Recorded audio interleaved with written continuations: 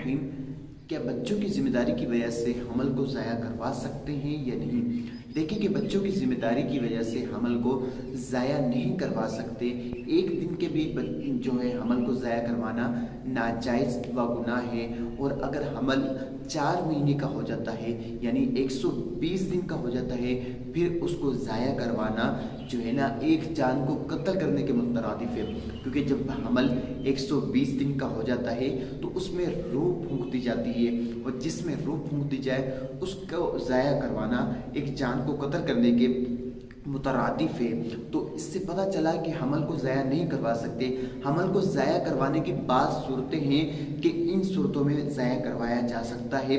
وہ صورتیں یہ ہیں کہ اگر آپ کے پاس پہلے ہی بچہ موجود ہے کہ جو دودھ پی رہا ہے، اور اس کے پاس دودھ پینے کے اور ذرائع یعنی کوئی اور دودھ بھی نہیں پیتا اور خوراک بھی نہیں ہے اس کے لیے، اور اگر آپ اس کو جو ہے نا دودھ پلاتی ہیں، تو حمل اگر آپ ضائع نہیں کروائیں تو آپ کا دودھ خشک ہو جائے گا، اور بچے کی جان جانے کا، جو آپ کے پاس بچہ ہے اس کی جان جانے کا خوف ہے، تو پھر آپ حمل کو ضائع کروا سکتی ہیں۔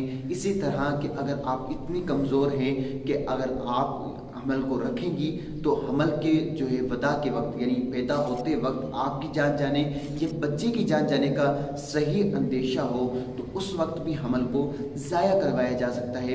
اس کے علاوہ حمل کو ضائع کروانا ناجائز و گناہ ہے کہ حمل کو ضائع نہیں کروایا جا سکتا۔ جو قابل اعتماد باتیں ہیں، ڈاکٹروں نے مشورہ دیا ہے کہ آپ میں اتنی طاقت نہیں ہے کہ آپ حمل کو رکھ سکیں، تو پھر حمل کو ضائع کروایا جا سکتا ہے، اور ہر ڈاکٹر کی بات کو بھی نہیں مانا جاتا۔